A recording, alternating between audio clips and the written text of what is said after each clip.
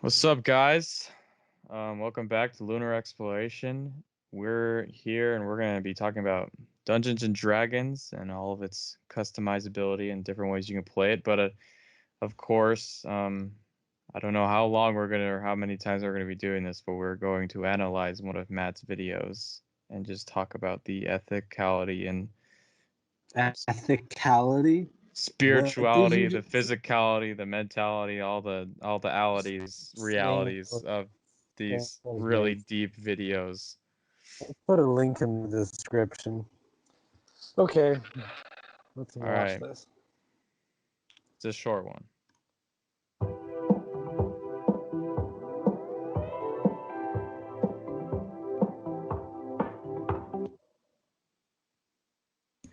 He looks like he's going through space. I feel so inspired right now. I mean, it's such an ethereal I can't where handle does he it. go? Like where is this place? I mean, where I is don't know. I don't know if it was you, like your screen lagging when it was projected onto ours, or if like Matt did this, but the track kept slowing down and speeding up for me, which I've heard the song. For those of you who don't know, it's Fallen Pilot's newest song, Level of Concern, because for some reason I know that this Matt and I enjoy them as well, and I just get so interesting that like the one thing is like they're something intelligent I was gonna say about the time space continuum fitting into of Tyler's um, nose hair, but you say something else instead. Yeah, I mean, there's this point right here where his mouth is open and he looks afraid, but the rest of the video he's just kind of chill, you know? I don't think it's fear. I think it's the same kind of fear you talk about when you look up at the night sky and it's just like, or like when you see darkness. It's not fear. It's just the unknown. It's like the cat in space. It's like, Is he like the afraid of prophecy is true. You know, this ethereal plane that he's in right now? is it fear or is it just observation of the unknown world? I could be, man. I mean, I don't know. But it's called I Spin Around for a Bit. So was Matt doing this? Did Which he is choose to interesting. spin or did it just happen, you know? It's interesting because he spun around. That's an inside joke. Um, because no one understood that reference at all. Not even Nick understood that reference. Not even Nick understood it. We Nope. uh, let's just say that we may consider doing what was a failed YouTube project around 6 years ago when we were like 12 again. So you might get to see that awful mess happen, which I All think would right. be funny. But Well, I yeah, I feel very rejuvenated by watching Matt's video. It uplifted my day. I feel rejuvenated, but that's because I went and looked at the stars and I'm drinking Mountain Dew. All right. To actually talk about D&D now, Ryan's gonna start us off. What do you got? Okay, because D&D. I mean, for one thing, people like look at like especially new people to D&D. They come in and they're like, well, it's a board game, right? And then I'm like, yeah, okay. They sit down at the table, and sometimes it's just people with a couple of character sheets and some dice, and there's like so often not even like a board or like with like the graph or whatever like that shows all the different locations. Like a grid. That's what I'm talking about. And they just walk and like, well, this is it's a board game. The pieces like what are the rules? People start talking to each other, and then all of a sudden these different characters and they're moving around.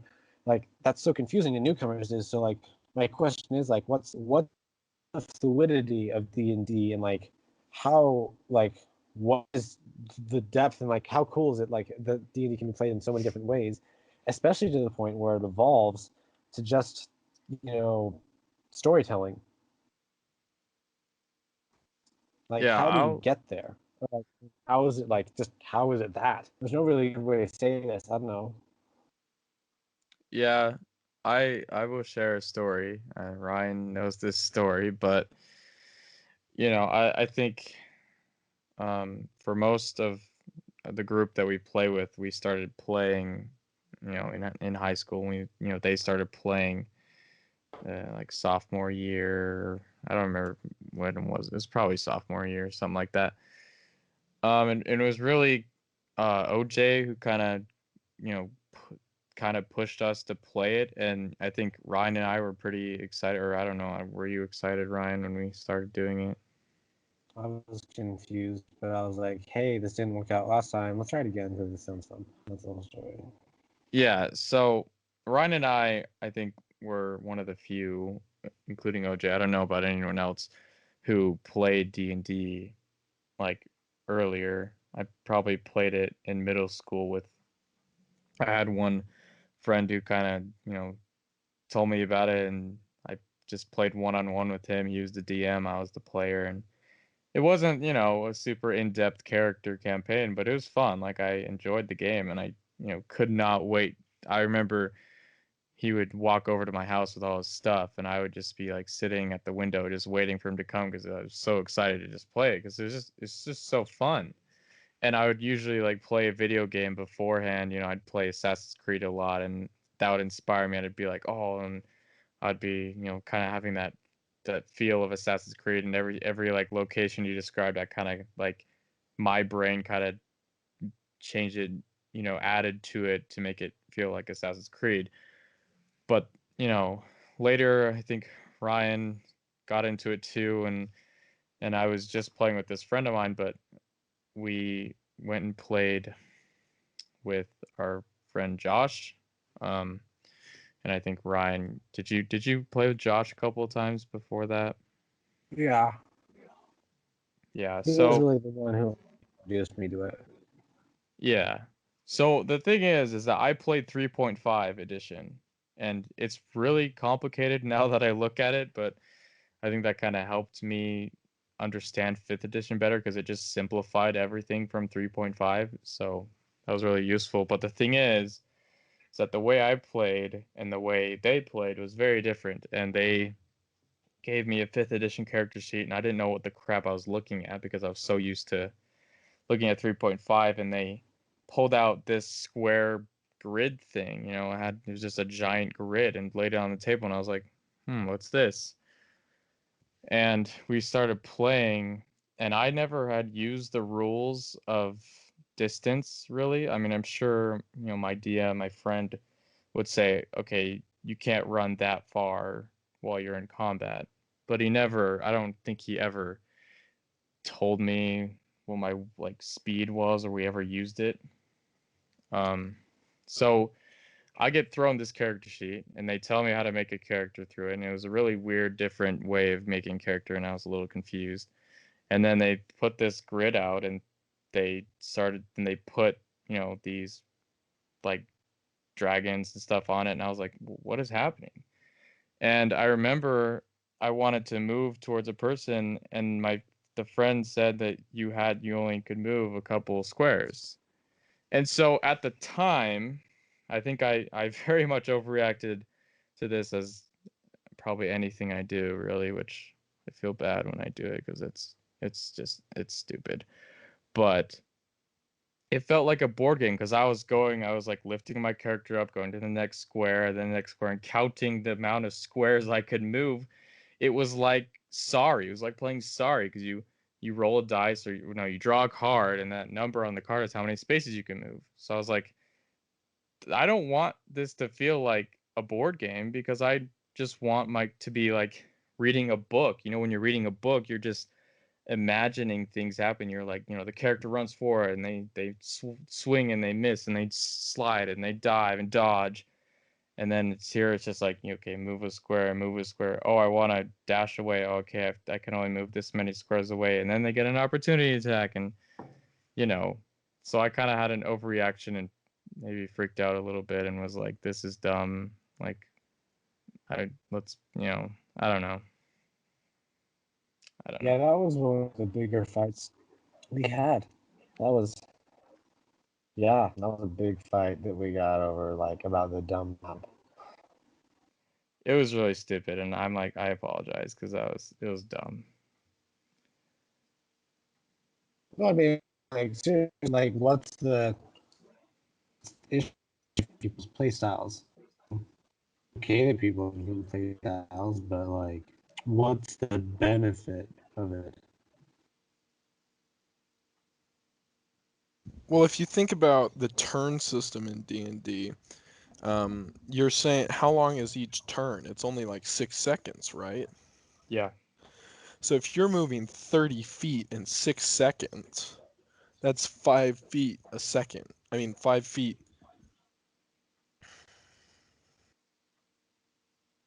Yeah, 5 feet a second.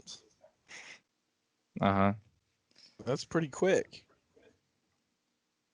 I Oh, don't it know. is it is fast. And again, like Ryan was talking about at the start, you have pieces, you have dice, you have things, and it's just, I didn't like now like I see the battle grid as just a way to it just sets up your scene and just helps you visualize. Like that's all it really does. And of course, you use the squares as judgment, but it's not what I thought it was. It's not lifting up your character on each square, and you count the squares, but it's not like it's hard to I don't know if I can explain it. It's just hard to explain, but it just judges the distance, which is really useful. But I think at the time, and I think for a lot of people, Well, I people mean, may the think, reason for that is because, okay. Well, I think the reason for that is because like D&D is it can get pretty complicated, but like it's also just so that there are rules. So it doesn't just feel like you're wandering around the world in Minecraft creative mode, building and destroying things like crap, Like there's no Hmm. consequences. I think the rules of like roll a check, and like just from the basis in a role playing standpoint makes it more real, you know. I think the rules make it feel more real because well, real life has rules, real life is random. But I think like it's especially important in combat because I mean think about a fight. If you ever like saw a fight when you were a kid in school, I mean that happened fast. Or else it was really stupid and drawn out. But a lot of the time it was like two hits and like people just ran away, or something. Like it was just dumb. Like because I mean realistically it happens very, very fast. Sometimes they're drawn out over, forever. But like each little hit, each little attack has to be super precise because about like Battle of the Heroes, They're two like Anakin versus Obi-Wan. They're two very well matched characters, but they're hitting and blocking, hitting and hitting. Hit, you get a really good hit, you're cutting each other up. You know what I mean? So like yeah. that over pretty fast with one good place to hit. Of course, that's not really what that fight's about. I'm just saying that like with combat, things have to be so specific because you can't just walk in and say this is gonna happen. There has to be some Yeah. back and forth and some random chance and rules apply because for one thing it makes it more realistic and for another I mean spells and combat features are kind of cool. Also, it's cool just to play with action figures again. Huh. Yeah.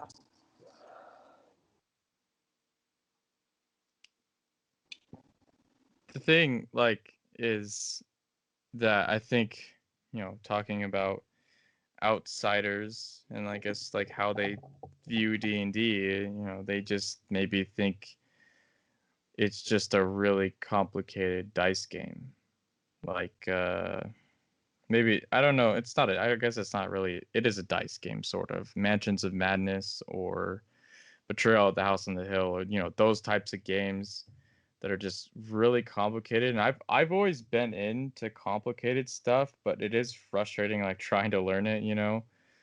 But, once you get past the complicated, as long as like once you like understand why it's complicated and you understand like how it makes sense and why it works together, then it's good. There are some games that I think are complicated to the point where it doesn't make sense why there's so much you have to do. But looking at D&D, I think people they look at the character sheet and they see all of this information. I think 5th edition does a good job at laying it all out, making it easy to understand. But at 3.5 character sheets, like I didn't know what I was looking at when I first did there, and I used like probably only 25% of the paper when I was playing back when I was younger. I mean, that's just like the way it was because there was just lots of like black lines, lots of little boxes, and the boxes each had abbreviated things above it that told you, STR for strength or Dex for dexterity, and it was like, what? Wait, what? CHA for charisma, and you're just like sitting there, just looking, just like, what the crap? Because it Of looks course, complicated. then you get into like wisdom and intelligence, and you're like, well, there's a difference. Especially younger playing that, of course, Yeah, and But I think really, it's like, go ahead. sorry, you go. Well, I mean, it's not. D&D is not a game of Uno. It is. I mean, I guess it is. Once you get to one hit point, you're pretty much useless. You can shout Uno and leave the battle. But I mean, it's not a game of Uno. I'll pull out a character sheet right now, but like, there's like so many different things on the character sheet that if they weren't there, and we don't pay attention to them so often. Like, obviously there's a lot of important stuff, and some people just don't care about some of these things on the list. But like, often when you're making a quick character, you get your hit points, all your stats for strength I'd hope through people care charisma, about those. your saving throws, your skills, your passive wisdom, maybe, your attacks, your spell casting, and your money, because people need money, and your hit dice. But there's this whole section on the side, and then the entire back page that like no one ever, I feel like, looks at. And this is, I think, the difference between our play style and the way maybe some people play, with just combat based completely. Because like we've talked about before, like a lot of the best sessions we ever played don't have that much combat, you know. But like, Yeah, you've got personality traits, ideals, bonds, flaws. I mean, when you're talking about yourself, we talked about this before. We're talking about your own personal backstory. Those are the most important parts. I mean, like, look at like the backside. Like, no one. I mean, how many times have you made a character and just left the entire backside of a character sheet blank? You got character backstory, allies and organizations, additional features and traits, treasure. I mean, you often don't think about that because it's like, even just betrayal and how something like, I'm this character, but the focus isn't on the character; it's on this story. Which I think is the difference when you switch from playing a story-based game to a character-based game. And when the characters drive the story, is you focus on those types of things, because the allies and organizations, your backstory, all those important things, they create your flaws, your bonds, your ideals, your personality traits. When you can envision all the different people in your own life that you're like, oh, they're not a person that I like. When I come in contact with people like them, I get really annoyed, pissed off, whatever, or like, I really like hanging around this type of people. You start to realize, oh, it's because all these people around me really annoy me or whatever. Even just at a more base level of like, I know these kind of people because these are the kind of things I'm into. All these different connections are kind of what start to make you a person. And then, of course, all the different things that have happened to you throughout your life start to correct your decisions more. So it's not just doing the logical thing every single time, because people don't do the logical thing every single time. You know, yeah, we do what makes sense because we are human. So finding a character that just does a human thing based on that person, you know, I mean, it makes someone walking into a bar a much more interesting thing. You know, it yeah. makes it so that you don't just walk into a bar, order a drink, and go, okay, DM, what next? You walk into our bar, tip the waiter a ton of money, ask for some milk instead of a drink, and start having a weird conversation with the bar. Why can't I think of the the bar Root beer, The root beer guy. the bar? What's the guy who's at the bar? bartender. Yeah, that. Yeah. Anyways, yeah. Any of you listening, we're talking about Ryan's campaign, and he was talking about my character, who is a tabaxi, who's just a cat person. And instead of asking for, some alcohol or anything like that, or water for at the most, I went up and asked for a bowl of milk to be kind of funny because, he's a cat. But I think later on in the campaign, Strife actually asked for a glass of water, and everyone at the table was like, "Ooh, whoa, character development," But yeah, It's just like dumb stuff like that, like it starts separating them and making them like more of a person, you know? I mean, yeah, like for that's for just our sure. play style though. Like we start playing more of like just like we were talking about, like more of a character based story where you care about these different things and you're driving your actions based on, I guess you could call it, the right side and the back of your character sheet versus more of a combat based or stats based play style, which is where I feel like you play more based off of the left hand and middle side of your character sheet. So you got all your attacks and spell castings in your entire spell sheet, and then all of your attack bonuses. You're bonusing all. I got characters that I don't care about the bonuses as much, and I may not often even fill out the back side or the right side of a character sheet, but I Oh yeah. spend so much time just typing that. It's mostly because it won't fit on there, and I've got it typed up in a Google Doc, you know, because I focus so much on just like filling out all the character stuff. I mean, there's combat stuff like in Strahd, Jaden's campaign, where I've just sat back and went, he's not going to do anything. And then at the end of the battle, I go do something weird and crazy because my guy's a total creep. Like, so what's the difference between those two play styles? Like the stats based versus the character based. You got anything to say, Nick? I don't want to leave you out of the loop. Awful quiet. Did someone cast silence? No, you're good. I'm just thinking. I don't know. It's there's a lot that goes into D&D, and it just depends a lot on um your playstyle. Like you guys have said, it's it's changed a lot from the way I played at the beginning of when I was first introduced to where I'm at now.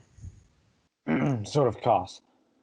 Yeah, Oh, that me story. looking uh when I was like first playing, I would just look at the treasure thing and I was like, "Hey, this looks cool. Can I have this?" And they're just like, the people I originally played with were like, "Sure." I guess. I don't I know. don't know. That doesn't seem too dangerous. Oh, it's very dangerous at low level. It's terribly dangerous. Well, it's dangerous throughout the entire campaign. Okay, the dangerous thing about the sort of cost, let's be real for a second, sorry, sidetrack, is that the sort of cost is more powerful than the user, in that the sort of cast is a person. It is Koss. It is Vecna's highest soldier.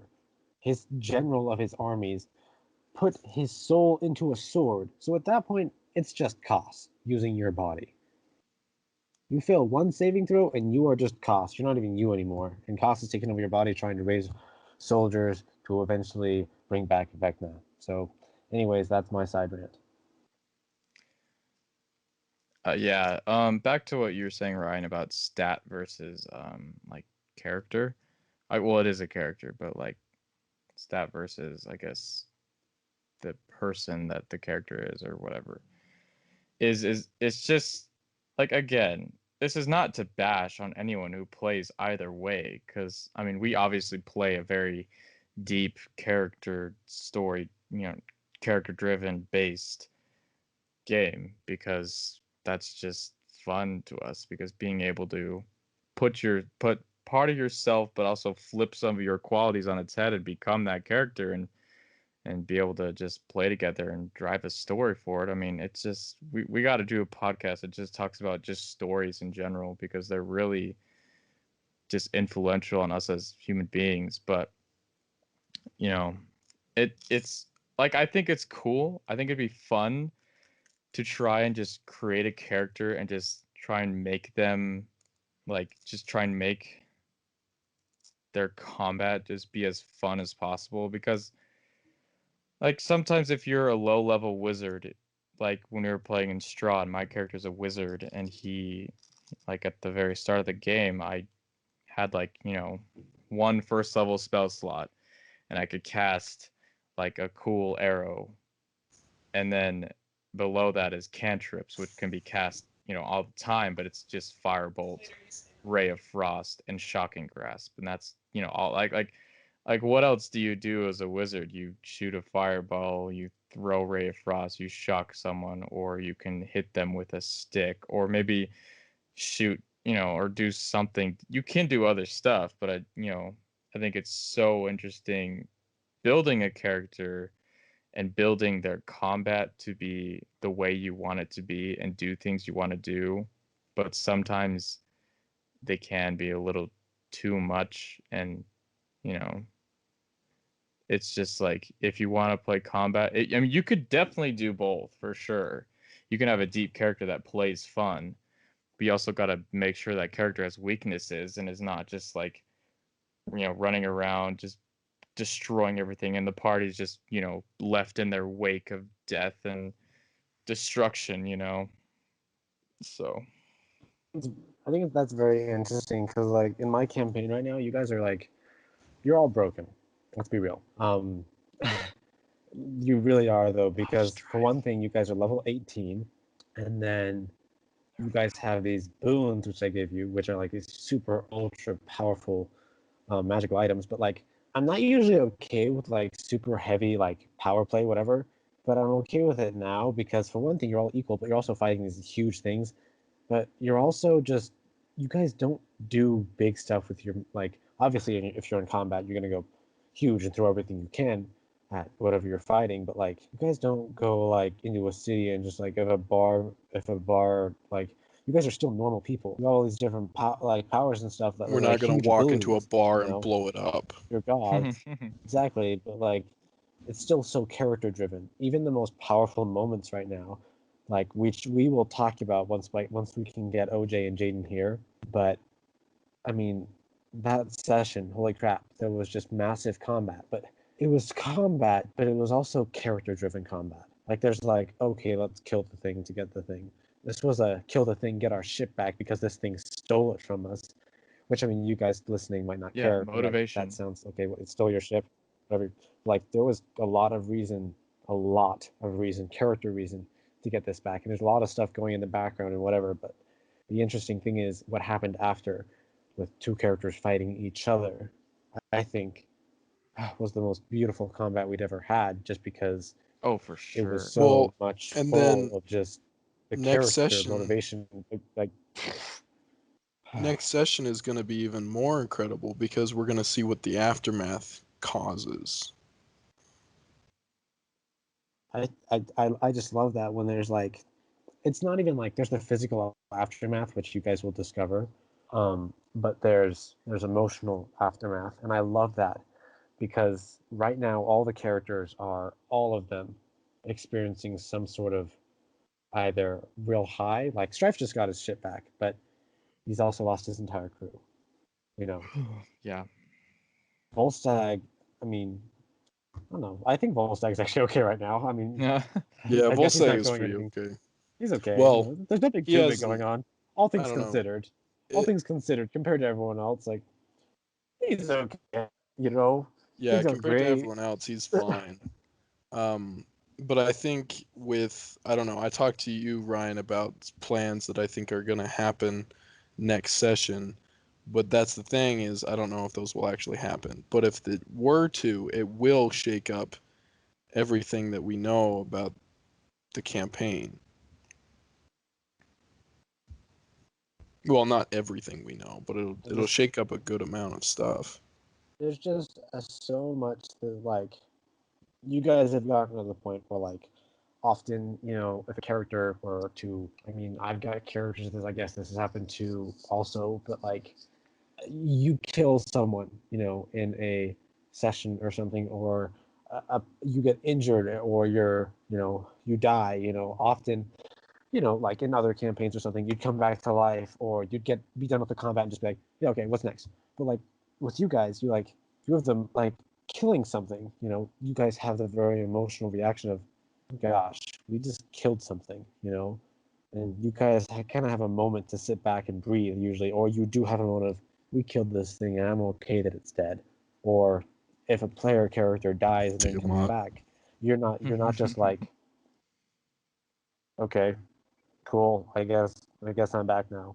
there's like a very like you realize that like dying and coming back would have emotional impact on that character and the characters around them, you know, like that's going to affect relationships. And I think that's the most beautiful part about playing on a character level, because playing on character based combat too, but just on a character level when you're doing stuff with other people is even cooler, because it's the relationship starts happening. You know, I think that's where you start to talk about, I mean, people talk about how the people that they play with at the game table are their best friends and their closest friends, because they see parts of them that you don't get to see in everyday life. You know, because you're not doing the things that you do in D just, you know, casually every day. I mean, I'm not. Maybe you are. You might be cooler than me, but I guess what I'm saying is that like the coolest part of D&D for me is watching the relationships between both my player characters and my player characters with other people. You know, because I have a character right now who's just ghosting everyone, you know, which is so weird just to say, like, I mean, I hardly talked at all last session. And I made that choice consciously because it was like, no, I don't want to, because this is the way he feels about other people. I think when you have the idea that, like, well, just once you start having that relation towards other people, and it's not just an angsty, you know, like, common drow character, I'm going to sit in the dark and not talk to anyone. It's like, I feel like he has reason to think that, you know. I just love it when you have characters or people that like, I mean, this is just basic storytelling, but like real relationships. It's not just like a simulation. Oh, laugh, laugh, har har, you know, whatever. Let's talk and fight some things, kill some things, laugh, do some jokes. It's like these are real people with like actual relationships with other people that can be affected by the things that other people do.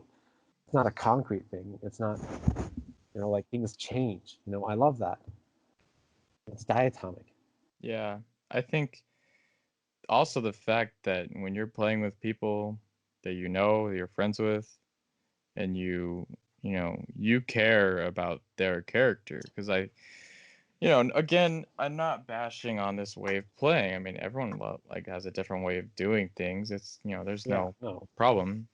But there's like D&D guilds, I think, or stuff like that. Like at Gaming Con, there's a place, they had a whole thing set up where you'd sign up or something. I didn't really know what happened, but you pretty much just bring your character, sit down at a table with a bunch of people you don't really know, and you basically just do like a one shot sort of thing.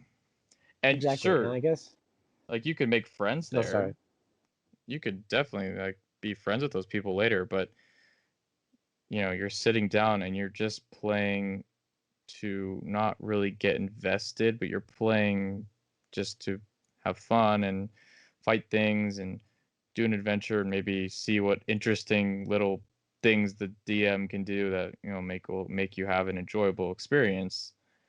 Whereas maybe playing through a story based campaign like ours is not always enjoyable, but it's just so it well okay. It, no, that's not what I'm saying. I'm saying It's it's more not rewarding.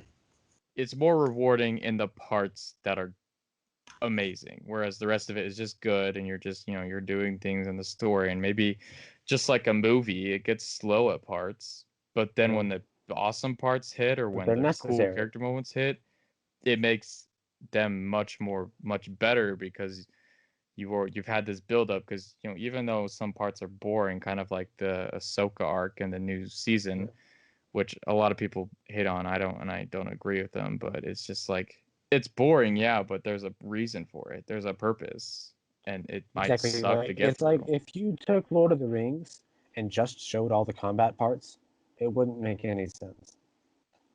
You know. But Or even if it was I just think it's combat all the way through, just the story was yeah. just combat. I think it's interesting you said that, because I one shots. Nick, you did a one shot recently that I built this really cool character with, that I wanted to do like a bunch of role playing with. Which it's my fault because I was being a huge douche the entire time, just like shutting up and like, oh, I want to do stuff with this character. You can't do that in a one shot that well, you know. And I was expecting to, you know, be able to do some one shot like cool like conversation piece stuff, which is like the way I run one shots is, you know, I try to do like 2 or 3 sessions of like it's not really a one shot, but like, you know, so there's like more character things going on. You can like still have a cool ending, but still like a cool story that I just feel like you can't fit into like one session, you know. Yeah, So I'd call that a when I short walked into adventure. that, I was being a huge like just douche, going like, I don't want to play this. He's not even doing anything with like where we can talk to each other's characters, you know. And I was just like, this is a one shot. This is a cool dungeon that he made with this really cool idea, you know, that I'm just like throwing away, you know, because I was being whiny, you know, because I was expecting this one type of play style, which wasn't going to work in the dungeon that you made anyways, you know, instead of just finding a cool character with some cool stats that could do what I wanted, you know. If I'd done that, that would have like been so much more fun for me, you know, because I was being, you know, whiny and cruddy, going like, I just want to play something with like do some character stuff, you know. Yeah, yeah, I know what you mean. And Uh, oh, go ahead. I I I understand what you're saying, Ryan, and I do. I don't know the way that and I think it's also a player-based thing because the characters we were playing with, like you had a character that you like what you said that you wanted a lot of like communication and stuff. Um, so that way like you could be I don't know. Sorry, I gotta be right back. Sorry, keep You're talking. good. Just the whole like we wanting to communicate on uh, like a deeper level with the other characters there. Um, like he said, is harder in a one shot because of because it's a one shot and everything. But we were also kind of playing characters that I kind of allowed whatever character like people wanted to choose. So like we had a kobold that was a diplomat and was like small and um, funny and just kind of messing around. And then we Through had grenades. yeah through grenades like complete wackiness, Kablooey. kablooey. um, but then you got like your character Oh gosh. Oh was no. HK from the Star Wars thing, and he just wanted to kill everything, and he actually got the entire group killed. Because I ran a one shot that was like live, die, repeat, or like Groundhog Day, and so there was like this horde of zombies that kept coming out and killing them, and so they shut the door, and then he reopened the door to try and just kill them, and that was a pretty funny thing because they got angry at him, but I was hoping there would be more like conversation because of it, but it was just really I think I was kind of railroading people a lot more than just letting things happen. Yeah, it is a one shot, and I'll can I explain my character really quick? Yeah, go on ahead. Okay, so I don't know if anyone listening or if anyone ever listens to this, um, if you ever played Star Wars Knights of the Old Republic, you meet a companion and he's a droid, so he's a number. So his name is HK-47, and essentially he's an assassin robot. He was programmed to assassinate people. And so he it's just so funny. Like if anything, just look up a video of like HK-47 funniest lines or whatever, because just the stuff he says is hilarious. He's just always asking you, the player, like he's asking your character, or I guess you, if he can just blast someone, you know. He's like Yeah. he's like, okay, well, we've debated with these guys long enough. Can we just blast them all? He says it in the funniest way, but I essentially created him. I named this one HK-77, not 47, and it was weird playing a Star Wars droid in a sand dune temple Dungeons and Dragons short adventure, but it was pretty funny. Yeah. And I even I'm sorry. I'm sorry. Am I late? I didn't know you were coming. That's news to me as well. I didn't know I was coming either. just How is been that summoned from possible? the pit. It was, it's not fun being dead. The lich got him. Remember? Yeah, remember that, Ryan? Oh Ryan's no, not here. he died as well. This Oh, right. Ryan's not here. this is probably the weirdest podcast we've done because Ryan left and now you're here. Oh, where's Ryan? I don't know. Oh, that's sad. Okay, so me and Ryan have switched places then. For the time being. Sure, yeah. Yeah, Yeah, dude, man. yeah. I'm not even worried about it, dude. It was a very interesting one shot, and kind of the reason why I did it was just because I was like, everyone else is doing campaigns at the moment, and I was like, we've got Curse of Strahd, we've got this like other dragon campaign that just suddenly ended, and then we've got not Strahd, I already said Strahd, Subterfuge. Subterfuge, and then we've got on the side Justin's campaign that we do every now and then. And I was just like, there's a lot of campaigns going on. So let's just do a one shot, and it could be as crazy and funky as we want. And then we can move on to the other ones and kind of have a break and refresh and everything. And that was my intentions. But I don't know, I've always wanted to do a campaign. I've got some ideas of like short adventures and stuff, but it's kind of hard because I don't know, you have to be thinking of a lot more, and I'm not really an experienced dungeon master because the last time I tried to do a campaign, I tried to run it with 15 people, and we all know how well that went. Oh yeah, Who?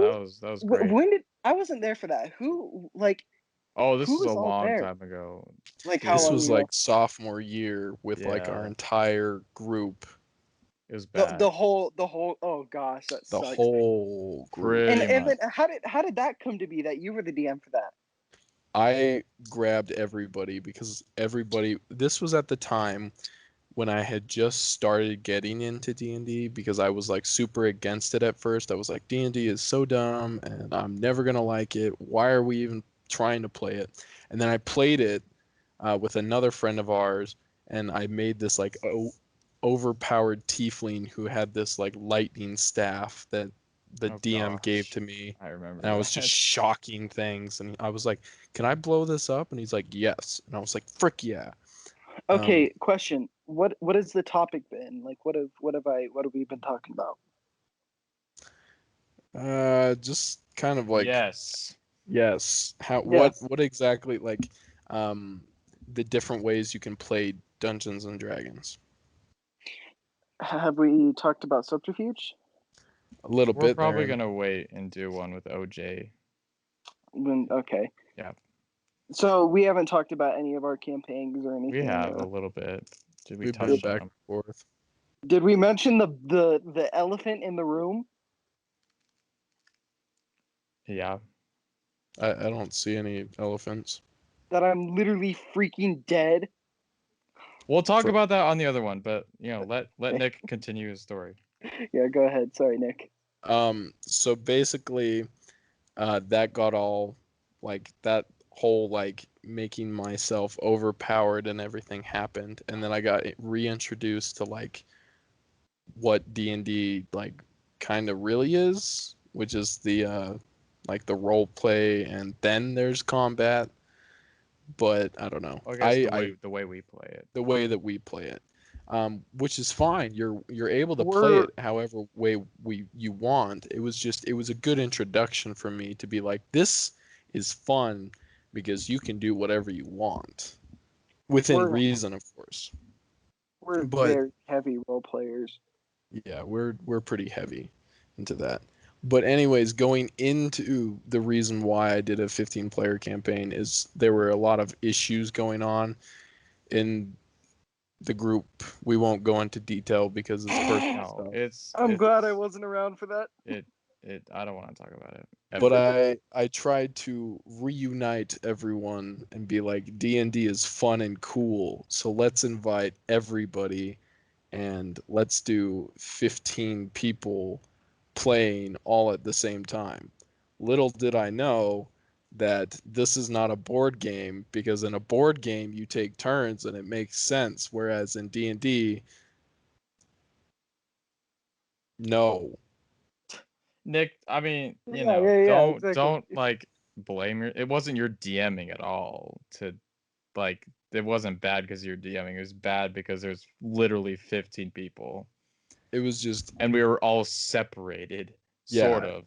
it was all because I separated everyone into 4 different groups, and they all had a different task. And I was like, this is great. Then some people can be doing, like, not messing around and doing stuff. And then the other people can just chill and chat and everything, and it's not that big of a deal. Little did I know that it doesn't work that way. That if you have one group doing stuff and then 3 groups not doing anything, people are going to find other things to do, like finding chickens. Oh my gosh. Yeah, like I think it can bring us to the topic of the D&D club. We we did we started a D&D club um junior year. We started it, Yeah, it was junior and year. we ran it for a year, but our senior year we decided just to give one of the people in the club, leadership, and they would run it because It was a lot for us. Who did yeah, you give the that thing position? is that we is again like we're like super into D&D and we're like all this story character stuff, holy crap, and then we bring these people into this club and some of them have never played before and some of them just have probably played RPGs, but like some people play RPGs and just mess around, A lot of them just wanted combat, and that's all that they wanted. which I think was hard for us at first to do, but I think by the end we were kind of just like accepted that's what's up. And so really the thing is again it shows the difference between the way we play and the way playing of just combat and fun, because I think another part, I guess it's not another way to play, but kind of the thing that comes with just messing around and just fighting thing is just a lot of weird jokes, a lot of weird stuff going on because you're playing D&D, you can do anything. So I hear stories of people playing where they like just the craziest, like weird, not dumb, but just weirdest stuff happen. Like one person in the group just decides, I'm gonna go into the town and find a chicken and cast like a growth spell on it and make it take over. Like it's that kind of stuff. And it's just like if you get past yourself thinking, "Oh, I wanted a good story thing." If you get past that and just enjoy what's happening, it can be fun too. Like I think if you play that kind of session, or I guess one shot or short adventure campaign, whatever, you're just gonna be laughing the whole time because it's just you messing around. I mean, you're using your abilities and just doing things that just don't make sense, but it's hilarious. And I think Nick and you and I kind of discovered that when we co-DM'd and Yeah. the bouncing trees, because for some reason, one of the characters that was playing threw a knife into the forest out of Oh anger or yes. something, and he He rolled. What did he he roll? rolled he rolled a critical fail, and because I slipped up on my words, I said it like I said it bounced off of a rock, but instead of rock I said tree. And so they were like, some guy said, "Oh man, are these like bouncy trees or something?" And that gave me a terribly evil idea because I was like, bouncy trees.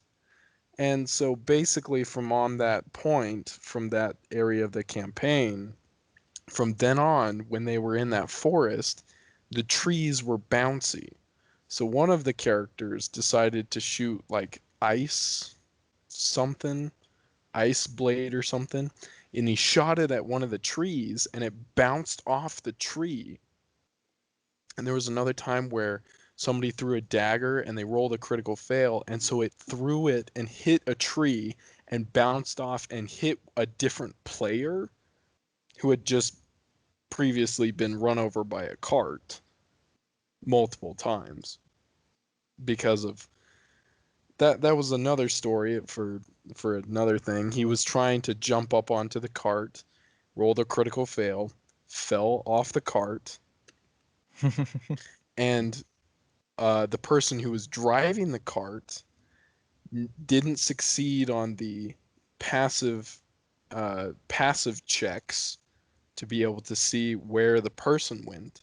So he proceeded to drive over him, and when there was the bump, he rolled again and rolled a 2 and was like, "Oh, there's nothing here. It's probably just a rock," and then proceeded to drive over him again. So it was some of that stuff. Like, you can get that in a campaign, but it's kind of funny to always just like it'll just randomly happen in like a one shot, and that's just kind of the one shot feel. We had a time period where we were playing a lot of one shots, and we'd kind of taken a break from campaigns because of one instance in a campaign where we had a bar fight, and we were like, man, these are really, really fun. And so we started like this one shot chain of just bar fights. Yeah, yeah, it's we still sometimes do bar fights. Like the last one we did, I think Strife won, and it wasn't like subterfuge, but it was just we just picked characters and I picked Strife, and I like used my grappling hook to pile drive A a whole stack of people.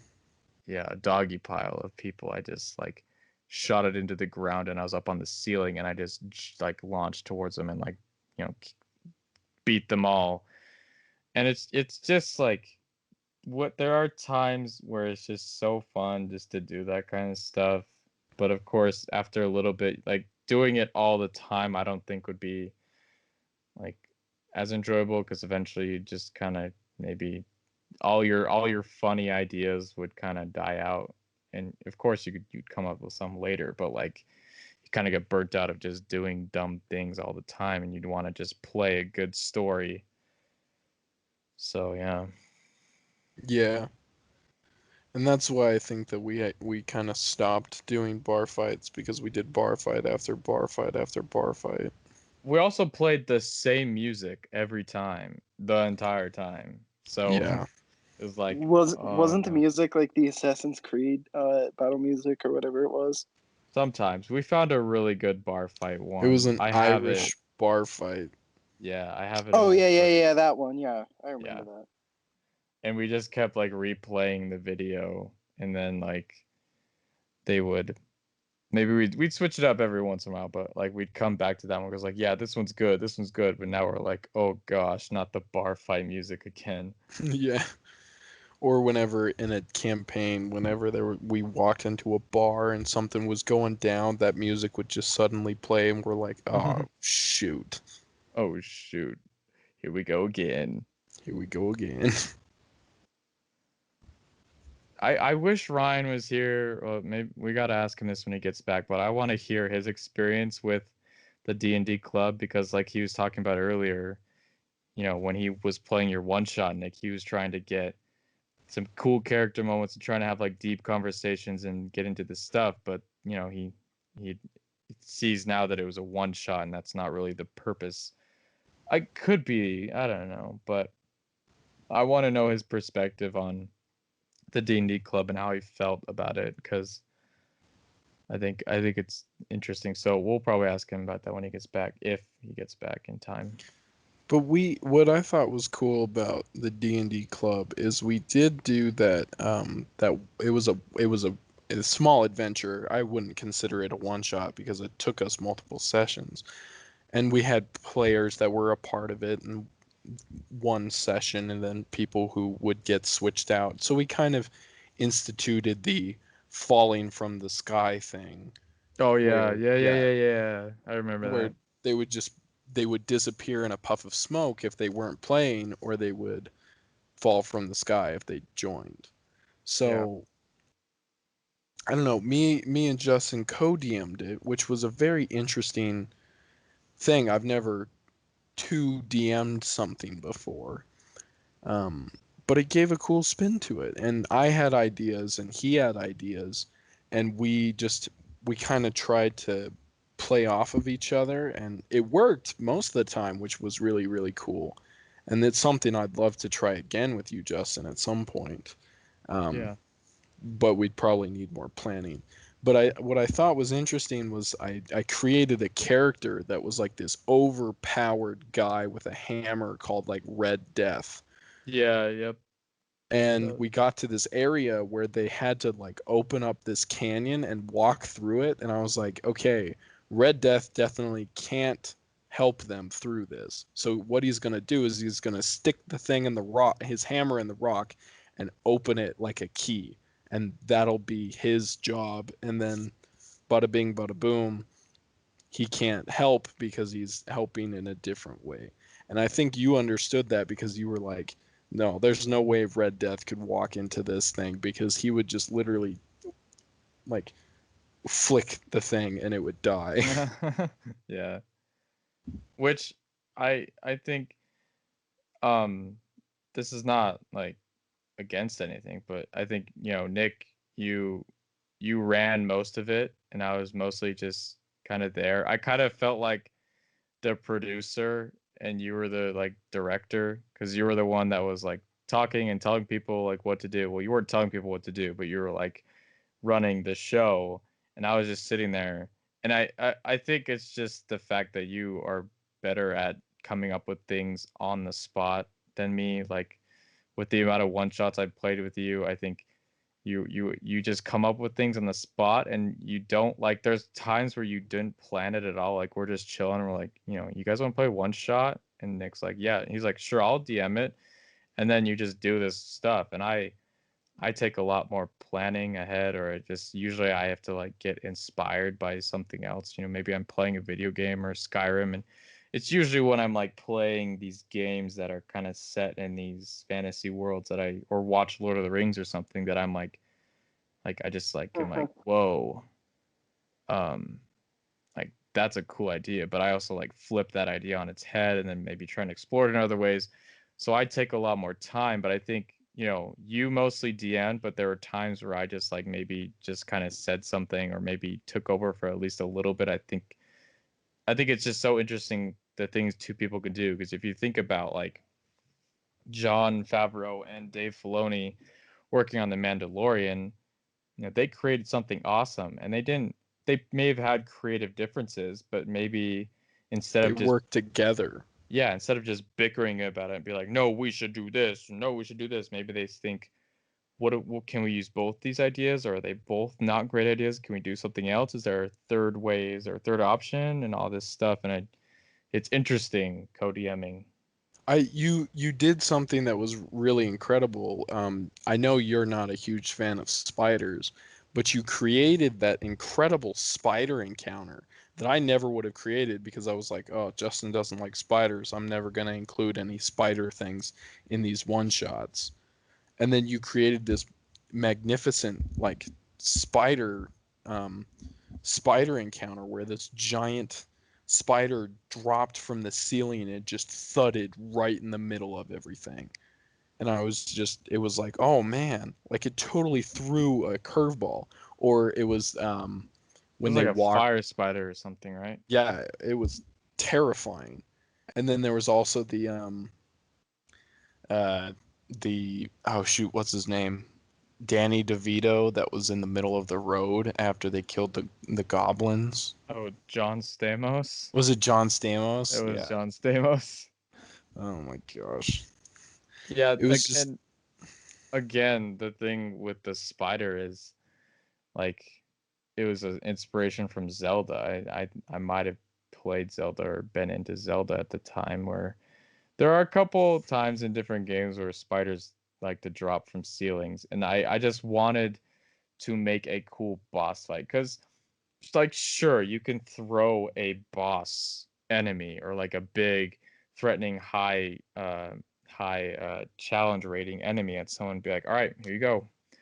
But I wanted to design this spider boss to have something that a video game boss would have. So I think the spider had like a ground slam that would send like a wave of fire, but the players had to jump over it just like you would in a game because like the boss like throws his sword into the ground and this shockwave comes out and you have to time it right and jump over it where in D&D you can't like time it exactly, you just have to make a roll. But I wanted to kind of create this boss fight experience. And I think it was just testing out how well that would do. And I think it threw bombs as well, like fireballs at people and stuff like that. And I just wanted to create a boss fight experience from a video game, but like translate it to D&D and see if it would be interesting. So, you know, that's just Yeah, and my I process. think that's where the most beautiful one shots come in. Um, is where you mix stuff that's already been created and you mix it with your own spin on it.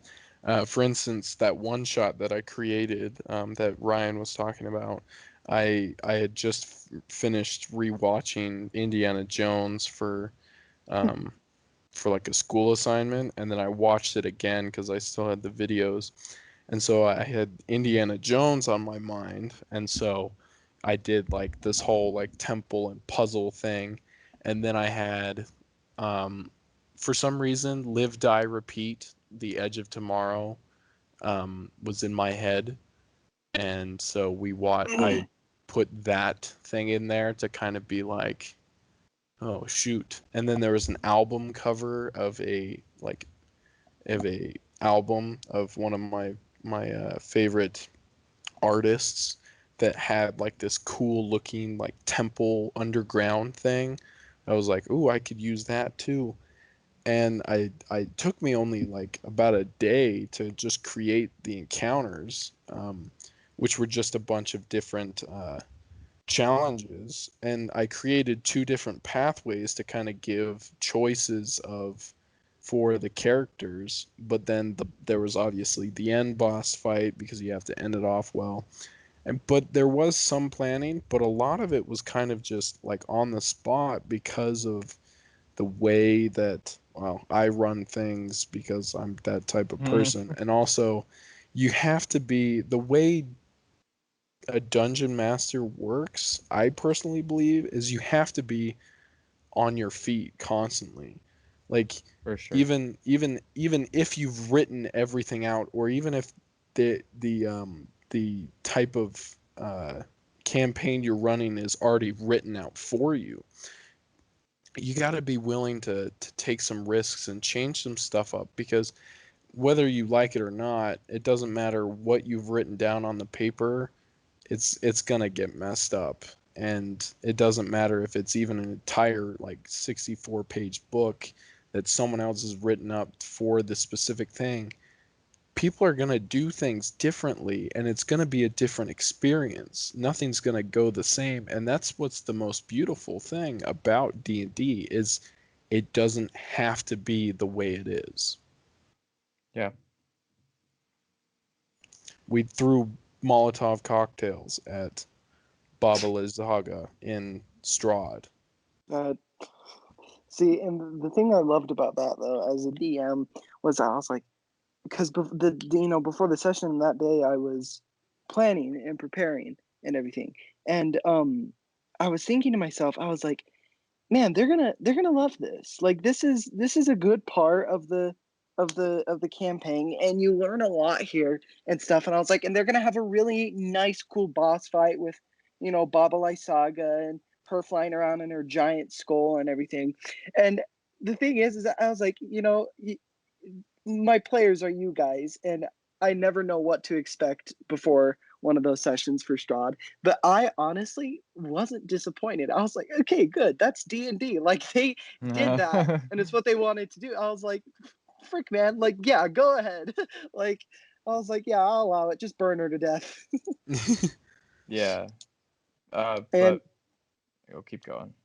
no, nothing. You can say what you were gonna say. I was gonna change the topic kind of, so finish what you were saying. No, it was just a little side comment thing. Go ahead.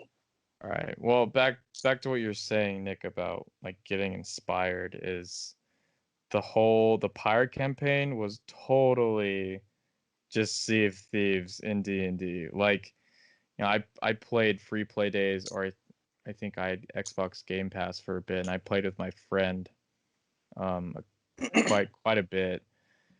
And we've all three of us here have played Sea of Thieves, so we know what the game's like and just how fun it can be and just the shenanigans you can get into and just having, you just have this open sea at your fingertips and you do literally whatever you want. Like maybe the game wasn't as like it's not as good as it is now, and maybe I heard a lot of people saying it was kind of boring or didn't have a lot to do, but you still could just, I think the most fun you could have was just encountering things that you just had to like overcome or whatever. But really the whole campaign, the pirate campaign was just based off of Sea of Thieves really. And even one of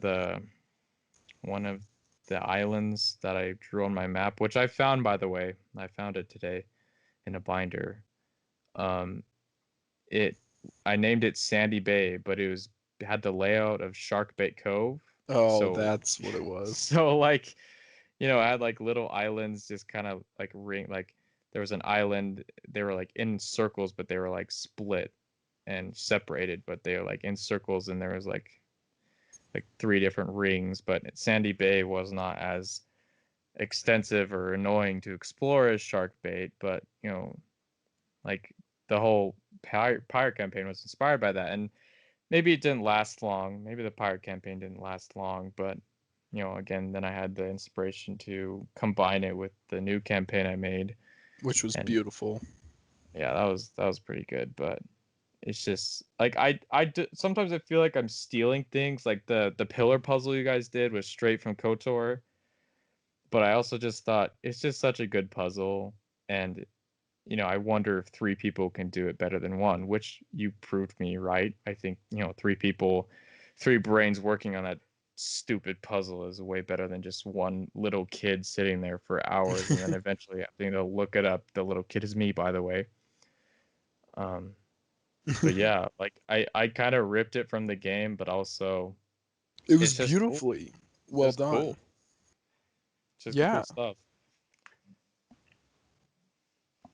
I think it created such a awesome feel, and I think that's one of the reasons why I think we love Sea of Thieves and other games and stuff is because what you're doing while you're out and you're looking for like treasure and stuff, you have objectives. Like if you want, like it's an option to have objectives. But if you choose to have objectives, along the way is uncertainty. You never know what's going to happen when you travel to your destination. And depending on what ship type you have, depends on what kind of um, encounters you can receive. But it's the same thing with levels in D&D. I highly doubt, unless your DM is a complete and total jerk, that they will throw a Tarrasque at you at first level. It would be terrible because it would be a slaughter, unless it was like a baby Tarrasque that was like super easy and whatnot. But I highly doubt that. But like in Sea of Thieves, if you're on the smallest ship, the only kind of encounters that you can get are between like the Megalodon and the smallest ghost ship. Whereas on the well, I I don't don't know think if you can. so. I think you could Yeah, go through anything. Can But you no, I get the get what you're Kraken? saying. Like keep going. Well, like randomly. I don't think the Kraken I think spawns. Jaeden and I encountered a kraken on a sloop, Oh, really? or Oh, who yeah. jeez. was it? Maybe it was me and Stacy. I don't I remember. think I remember doing that. Because Yeah, it might have I been know me. for sure that you can get it on a brigantine and a galleon, which are the 3-person and the 4-person ship. No, But I think a sloop can. Yeah, I think can it a can. sloop get it? That would suck. It did. Um, I don't know. Like it's just it's fun because there was one time we were just barely playing it a while ago, and I get on and I'm driving from the port where I was just at, and the megalodon shows up immediately. And I was like, "Oh shoot, are you kidding me?" Thankfully, it doesn't attack you unless you attack it, so I didn't have to worry about it. But then Justin later joined me, and I was heading back to the same island, and the megalodon showed up again. and Oh yeah. it's just completely random. You can go an entire play session for like 4 hours and never encounter anything, but then the next one you could encounter all three in the same day. We had that one time. We fought off the Kraken, we saw a Megalodon, and we even fought a ghost ship. Yeah. And what's the saying? Like part of the journey is the destination is only half the journey or something.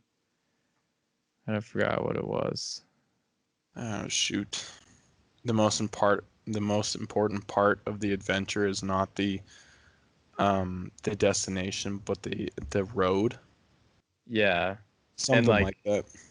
bringing it, back to D&D is like you talked about random encounters, which you can do. Like the DM can just roll a dice and it'll give you an encounter to throw at them, but I think it's the best when you just come up with things that are interesting. Like the okay, say you're going and you're on a journey and whatever, and you're it's just everyone's kind of getting bored. Like you as the DM are sitting there and you're seeing your players getting bored of just sitting around and not really, they're just bored and you're just traveling, making campfires, whatever. So you're like, okay, I'll make a random encounter. So you roll a dice, a bunch of orcs attack them. Yeah, and that's like kind of exciting.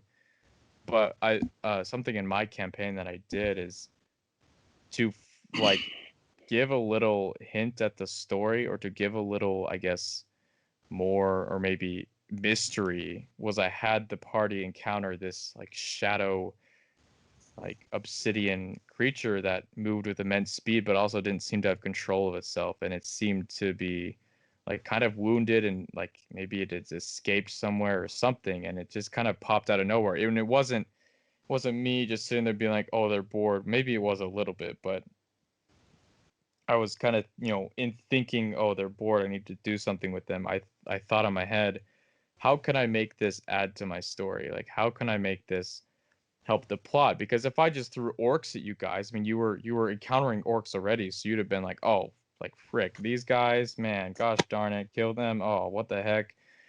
But throwing this like shadow It gave thing, us a new threat that we had to be worried about, and it's changed the kind of pace of the campaign, that there's an actual fear now. Whereas before, we were kind of just roaming the countryside and being diplomats, and there wasn't really, like, there was the occasional like, oh, you're getting attacked by goblins, or the, oh no, you messed up something or other, like you messed up the cart or whatever. But there was no real, like, I don't know, like big threat, like no campaign threat. Does that make sense? Like Here's campaign ending threat. yeah. Like, here's one of my biggest problems with running Curse of Strahd is that one of the prominent things in it are random encounters, and your players will get disinterested if the encounters are the same and are getting old and stale. Strahd, just showing up. So I'm so kidding. so the thing is that the biggest challenge for me is having to think of ways that I can make an encounter interesting and have somewhat of an effect later. So, for example, I mean, I like for me an encounter, at first when you guys were first doing random encounters, it was like, oh, there's a few werewolves on the road, and you can talk to them, and if you get on their bad side, they'll attack. And you guys ran into some scarecrows at one point and just fought them off. But as the campaign has been moving along, I've had to think of ways and find ways that give an interesting scene that something strange happens and then there's a resolution later. So, for example, that random druid lady that you encountered on the road, if either of you guys remember that, that was like really freaking weird. And she, like, what did she do? Oh, yeah, her little twig blights tore her apart. yeah, Remember that that? was Yeah, wacky. yeah. It's like things like that. And oh, she knew the names. She knew Wong and Floki's name. And the thing is that you guys in the campaign yet haven't reached the reason why she knew your names. But like the thing is that I have to make these encounters and think about these encounters so that, you know, in the moment you could be like, okay, that's weird, but it also has to be brought up again later, you know. Right. Yeah. You have to be thinking about the future while you're like attacking the present. Yeah, and it just yeah, I basically. think Jaeden, every DM has and will struggle with having not great encounters.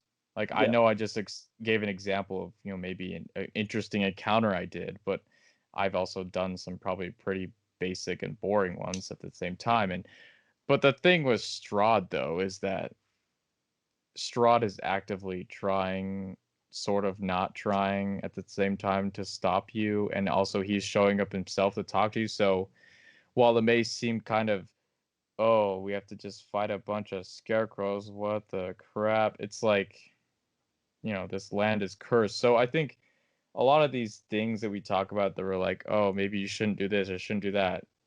At In regards to like you do have to think about context in everything really, because in context of Strahd you're gonna encounter things that are crazy because this place is cursed as crap, like And it's garbage. Curse of Strahd is dark fantasy. It's the lowest, you know, darkest center of D&D, of different campaigns that you can run. And it's very mysterious. And me as a DM and as a person even, I crave mystery, and I crave like that ominous, like kind of, ooh, what the heck is this feeling? And being able to run Strahd, like for me as a person, I have had an absolute ball with, because it really lets my creative juices flow. And it's so satisfying once we've finished a session and I know that, like, you know, everyone else enjoyed it and that it was good and like I had a good time DMing it.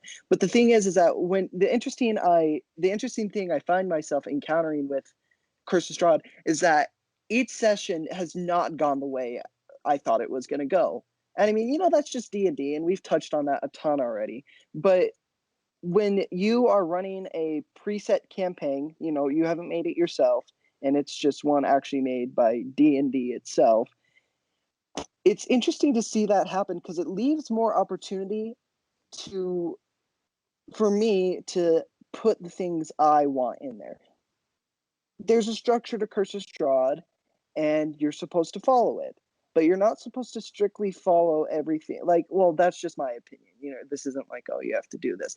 But for the campaign, I feel like to be good and to be interesting and fun, you have to keep adding those bits and pieces that are completely out there. And, you know, some of them seem like long shots, but they absolutely work. And for me, I've found that's some of the best moments in the campaign that like you guys as players have absolutely adored and loved. And I don't know, I love the campaign and I love running it. But yeah, being able to have that outlet of creative juice just flowing from my head, and uh, having a satisfying session has been very rewarding and been very fun. Yeah, I think um not only is the DM bringing his own spin, of course if you make your campaign, your own spin is the campaign. Yeah. But you know, like Ryan bases you know, has a lot of lore connected, so he's taken the lore from the Dungeons and Dragons. Wow, the Dungeons and Dragons canon universe. Dungeons and Dragons. Dungeons Yeah, and Dragons. and that's He's the bringing thing I that find stuff and interesting giving it about his own Subterfuge. spin. Yeah, Subterfuge is a very interesting campaign because there's a lot going on, but not too much to the point where, like, oh, I can't keep track of this, but just enough to where you're like, yeah, this is perfect. And something I found this is a little off topic, but something I found very interesting that happened to Lashin last session is that his character shined through, because Lashin as himself is a do the work, get the job done, man. Very straightforward. This is what we're doing. This is what we need to do. But he struggles with letting his own personal troubles and problems and issues get in the way, which ultimately led him to his death in the last session. Because he saw Malik and saw that like him doing something suspicious, he took upon himself to leave the battle going against Tiamat and to chase him down and take him down to the point where he got overzealous and cocky and caught up in his own, like, this is what I'm gonna do. I'm gonna do this. Nothing can stop me, which was really cool for me as a player to see my character who, we've talked about this, but of course, any character that anyone writes or makes, a bit of yourself goes into it. And, I do find that in my own personal life, but seeing Lawson being able to see that Malik was there and totally get distracted from what's important and then leading to his death was for me an amazing moment where I was just like, holy crap, like that's arc, that's development right there. Yeah. I was gonna say this, but like, DMs, they bring a twist to it, but the players do too. And I believe that, like, at least at the minimum, a quarter of your campaign, like a quarter of like its personality, a quarter of its like appeal, its draw, its world, lore, whatever, is created by the characters. So I'll give a couple of examples. Maybe it didn't create Straw because the campaign's already made, but me being able to take something from a game, Shadow of Mordor, the idea of the Wraith and the characters stuck together, bring that into the campaign, and you were able to work with it. And on the other side, you have Strife, and I joined the campaign because Ryan said sky ships. Like, that's what interested me. I was like, oh, that's sick. And so I created my character based on the sky ships, and then I think that probably made sky ships a bigger deal in his universe. I don't know. Ryan's not here. I wish I could talk to him about it, but it's like, I think oh, skyships. I think. Well, I hello. think. Hello The there. interesting thing is, I've been here the entire time. I think I'm just gonna make a dumb interest and just pretend I was here the entire time. That's just dumb. No, but like honestly, like the coolest thing right now is I have a plot. There are things that are happening in the world. Like I've said this so many times. You make a world that things are happening, but the characters. You guys have changed absolutely everything. I go into the best sessions thinking, okay, I think I know what I have a plan, and the best moments are when I actually have a plan, and then you guys go, no, different plan, and I'm like, oh yeah, I like that because, well, yeah, wow, it's I just mean, the different every single time, and it's every single time it's you guys because the players are the randomness. I mean, you have the randomness of the dice, but you also have the randomness of just human behavior, and that's what I love about the characters when they just they just break your expectation and do something completely and totally just out of it. I mean, Ryan, the last thing you probably expected to come out of last session was Lawson's death. No, no, no, no, no, no, no. Malik was supposed to get on the ship and leave, and I love that aspect of the dice. Is he rolled 3?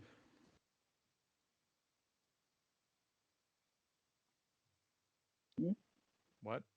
What? Three Uh, what? 3 what? Are you gonna finish We've that sentence? lost him. You got killed again. The Lich came The back. Lich has taken him. Ryan, come back. He Oh just no, tweeted something. He oh, just my boy just tweeted something. Oh no. What just happened? I don't know, but Ryan.exe has stopped working. um I was about to tweet something, but then I deleted it because I was like, that tweet's probably not gonna get a lot of attention. I recently, this is so off topic, but we're not going to talk about it after I'm done saying it unless we want to. I recently found out that David Lynch was supposed to direct Return of the Jedi, but he turned it down to direct Dune instead, which I find so weird. So, like, what?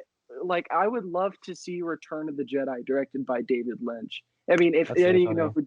who David Lynch is, you know who David Lynch is? I think Guys, I do. He directed Twin Peaks, Mulholland Drive, Blue Velvet. Very weird movies. David Lynch. That's Look him weird. up. Sorry, I low key just like I just saw my internet just die, so yeah, Mhm. that's why that happened. But like once again, the twist wasn't like the cool stuff I have. The twist was you guys. You guys creating a moment that like totally throws off the DM, but not just the DM. It throws off the other characters' plans because there are other characters in the story, which are the villains and the other NPCs. Something that throws them off is cool for me. It doesn't. It makes it so uninteresting to me because I'm really a player because I play all the NPCs.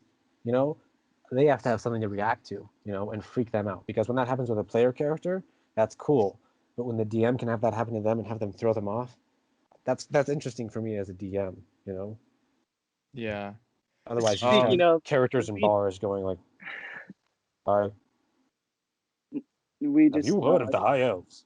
I needed to say we ended on a cliffhanger last session, and I really want to know what next session is.